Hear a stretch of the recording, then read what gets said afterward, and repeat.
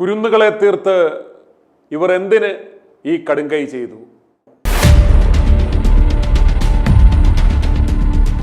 ഇന്ന് ശനിയാഴ്ച രാവിലെ കൊച്ചി ചിറ്റൂർ വടതലയിലെ മരക്കാർവില്ല എന്ന ആഡംബര വസതിയിൽ നിന്ന് രൂക്ഷഗന്ധം വമിക്കുന്നതിൻ്റെ കാരണം അറിയുവാൻ കയറി ചെന്ന സമീപവാസിയും സ്ഥലം കൗൺസിലറും കണ്ട കാഴ്ച ഇതാണ്. ആദ്യ മുറിയിൽ ഫാനിൽ നിന്ന് തൂങ്ങിക്കിടക്കുന്ന പാതി മുറിച്ച ഒരു തുണിക്കഷണം, അതിന് കുറച്ചു മാറി 5 മീറ്റർ അകലത്തിൽ തൂങ്ങിയാടുന്ന 2 സ്ത്രീകളുടെ മൃതദേഹങ്ങൾ.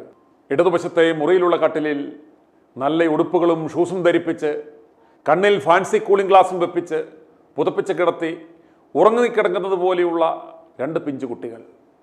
തൊട്ടടുത്ത മുറിയിൽ താഴെ ഷാൾ വിരിച്ച് ഷെർവാണിയും ധരിപ്പിച്ച് കിടത്തിയിരിക്കുന്ന 14 വയസ്സുകാരൻ. ഇന്ന് കൊച്ചി വടതലയിൽ ഒരു കുടുംബത്തിലെ 5 പേരെ മരിച്ച നിലയിൽ കണ്ടെത്തിയത് ഇങ്ങനെയാണ്. തിരുവനന്തപുരം വിളപ്പിൽശാല കാരോട് കനകവിഹാർ ജി സുരേന്ദ്രൻ നായരുടെ ഭാര്യ വൈ ശ്രീകുമാരി 59 വയസ്സ്, മകൾ അശ്വതി എസ് നായർ 37 വയസ്സ്, മക്കളായ കാർണിവൻ 14 വയസ്സ്, കീർത്തിവൻ 5 വയസ്സ്, അക്ഷിത 2 വയസ്സ് എന്നിവരെയാണ് മരിച്ച നിലയിൽ കണ്ടെത്തിയത്. മൃതദേഹത്തിന് 3 ദിവസത്തെയെങ്കിലും പഴക്കമുണ്ടെന്ന് പോലീസ് പറഞ്ഞു. മക്കളെ വിഷം കൊടുത്ത് കൊലപ്പെടുത്തിയ ശേഷം ശ്രീകുമാരിയും അശ്വതിയും തൂങ്ങി മരിച്ചിരിക്കാമെന്നാണ് നിഗമനം. 2026 ഫെബ്രുവരിയിലാണ് അശ്വതി കുഞ്ഞുങ്ങളും അമ്മയുമായി വടതല ഗ്രീൻ ഗാർഡനിലുള്ള മരക്കാർ വീടിൻ്റെ താഴത്തെ നില വാടകയ്ക്ക് എടുക്കുന്നത്. 2 നില ആഡംബര വീടിൻ്റെ ഉടമസ്ഥർ വിദേശത്താണ്. 1 വർഷം മുമ്പ് വരെ ഗൃഹനാഥയും ഇളയ മകനും ഇവിടെ താമസിച്ചിരുന്നു എങ്കിലും കുട്ടിയുടെ സ്കൂൾ വിദ്യാഭ്യാസം പൂർത്തിയാക്കിയതോടെ ഇരുവരും വിദേശത്തേക്ക് മടങ്ങി. തുടർന്ന് അടച്ചിട്ടിരിക്കുകയായിരുന്നു വീട്. സമീപത്ത് വീട്ടുടമസ്ഥൻ്റെ സഹോദരനും കുടുംബവും താമസിക്കുന്നുണ്ട്. ആരും താമസിക്കാതെ കിടന്ന് വീട് നശിച്ചു പോകുന്നു എന്ന സാഹചര്യത്തിലാണ് കൊച്ചിയിലെ സ്വകാര്യ ആശുപത്രിയിൽ വെച്ച് കണ്ടുമുട്ടിയ അശ്വതിക്കും കുടുംബത്തിനും ഇവർ താമസിക്കുവാനായി വീട് വാടകയ്ക്ക് നൽകുന്നത് എന്നാണ് അറിയുന്നത്. തിരുവനന്തപുരത്തെ വീട് വാടകയ്ക്ക് നൽകിയ ശേഷം ഭൗതിക വെല്ലുവിളി നേരിടുന്ന മൂത്ത മകൻ്റെ ചികിത്സാർത്ഥം ആസ്റ്റർ ആശുപത്രിയിൽ പോകുവാനുള്ള സൗകര്യത്തിന് എന്ന പേരിലായിരുന്നു വീട് വാടകയ്ക്ക് എടുത്തത്. 2 മാസത്തേക്കായിരുന്നു വാടക കരാർ. ഇതിൻ്റെ പണവും ഇവർ മുൻകൂറായി നൽകിയിരുന്നു. ഇതനുസരിച്ച് മാർച്ച് 20-ന് ഇവർ മാറിക്കൊടുക്കേണ്ടതായിരുന്നു. കഴിഞ്ഞ വ്യാഴാഴ്ച വീട്ടുടമയുടെ ജ്യേഷ്ഠൻ അശ്വതിയെയും കുടുംബത്തെയും കണ്ടിരുന്നു എന്നും പിറ്റേന്ന് ഒഴിയുന്ന കാര്യം ഇവർ പറഞ്ഞതായുമാണ് വിവരം. വീട്ടിലെ പെയിൻ്റടി നടക്കുന്നതിനാൽ ഇവരുടെ കാർ ഇതിനിടെ ദുരന്തമുണ്ടായ വീട്ടിലേക്ക് മാറ്റിയിട്ടിരുന്നു. അശ്വതിയും കുടുംബവും ഒഴിയുന്നതിനനുസരിച്ച് അയൽപക്കത്തെ ഈ വീട്ടുകാർ പെയിൻറ്റിംഗ് ജോലികൾ തീരുന്നതുവരെ ഇവിടേക്ക് മാറി താമസിക്കാനും തീരുമാനിച്ചിരുന്നു. ഇതനുസരിച്ച് ഇന്ന് രാവിലെ വീട്ടുടമയുടെ ജ്യേഷ്ഠൻ്റെ ഇളയ മകൻ വന്ന് നോക്കിയപ്പോഴാണ് ദുരന്ത വിവരം പുറംലോകം അറിയുന്നത്. വീട്ടിലെത്തി അശ്വതിയെയും മറ്റും വിളിച്ചെങ്കിലും മറുപടി ഉണ്ടായില്ല. ദുർഗന്ധം വമിക്കുകയും AC അപ്പോഴും പ്രവർത്തിച്ചുകൊണ്ടിരിക്കുന്നതായും കണ്ട് സംശയം തോന്നിയാണ് സ്ഥലം കൗൺസിലർ ആൽബർട്ട് അമ്പലത്തിങ്കലിനെ വിവരം അറിയിച്ചത്. കൗൺസിലർ കൂടിയെത്തി വീട് തുറന്നു നോക്കുമ്പോഴാണ് സ്ത്രീകൾ 2 പേർ തൂങ്ങി നിൽക്കുന്നത് കാണുന്നത്. ഉടൻ തന്നെ പോലീസിനെ വിളിച്ചു വരുത്തുകയായിരുന്നുവെന്നും തുടർന്നുള്ള പരിശോധനയിലാണ് കുട്ടികളെ തൊട്ടടുത്ത മുറികളിൽ മരിച്ച നിലയിൽ കണ്ടെത്തിയതെന്നും ആൽബർട്ട് വ്യക്തമാക്കി.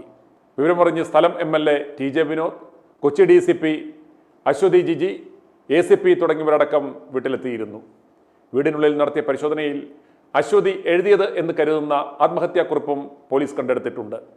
ഭർത്താവിൻ്റെ അരികിലേക്ക് തങ്ങളും പോകുന്നു എന്ന രീതിയിലാണ് കത്തിൽ പറയുന്നത്. കരൾ രോഗബാധിതനായിരുന്ന അശ്വതിയുടെ ഭർത്താവ് കുറച്ചുനാൾ മുമ്പ് തൂങ്ങി മരിച്ചിരുന്നു. ഇതിൻ്റെ പേരിൽ തന്നെ ഭർത്തൃവീട്ടുകാർ കുറ്റപ്പെടുത്തിയിരുന്നതായും കുടുംബത്തിനുള്ളിൽ അസ്വാരസ്യമുണ്ടായിരുന്നതായും കത്തിൽ പറയുന്നു. ഇതിനിടെയാണ് കുട്ടിയുടെ ചികിത്സയ്ക്കായി ഇവർ എറണാകുളത്തേക്ക് താമസം മാറ്റിയത്. സ്ഥലം MLA TJ വിനോദിൻ്റെ പ്രതികരണം കാണുക. സ്വദേശിയാണെന്ന് പറയുന്നു. ആത്മഹത്യക്കുറിപ്പുണ്ട്. എന്താ പറയുന്നത്? അല്ല, അത് പോലീസിൻ്റെ കയ്യിലാണല്ലോ, നമുക്ക് അറിയത്തില്ല.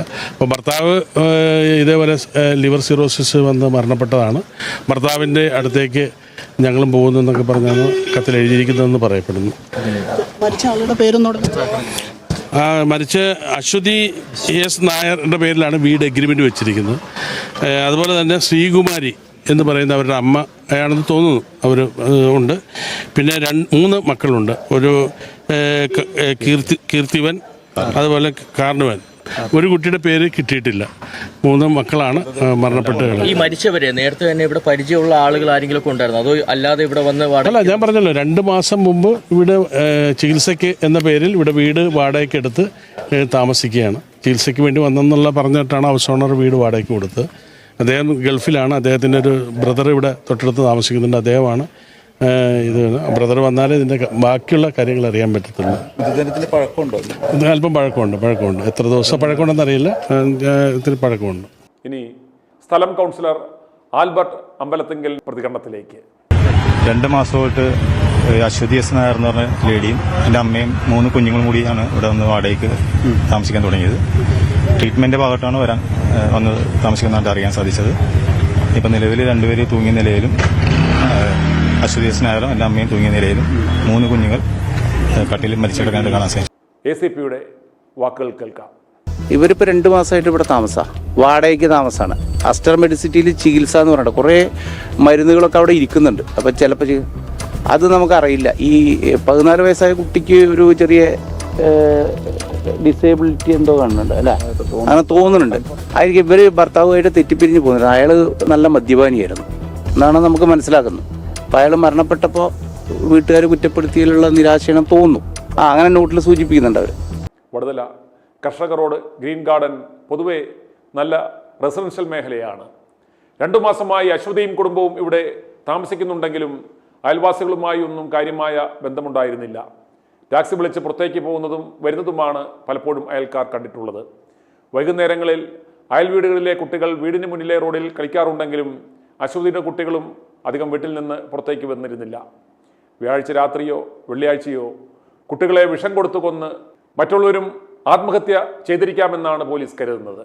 എന്നാൽ എന്താണ് അന്ന് നടന്നത് എന്നത് സംബന്ധിച്ച പൂർണ്ണമായ വിവരങ്ങൾ ലഭ്യമല്ല.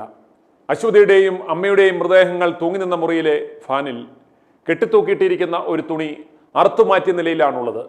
ഇത് ഇവരിൽ ആരെങ്കിലും ആത്മഹത്യ ചെയ്യുവാൻ ശ്രമിച്ചപ്പോൾ മറ്റേയാൾ രക്ഷപ്പെടുത്തുവാൻ നോക്കിയതാണോ എന്ന് വ്യക്തമല്ല. i2i News, an eye for truth.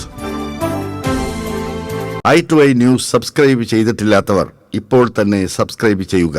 Notification ലഭിക്കുവാൻ ബെൽ ബട്ടണും അമർത്തുക.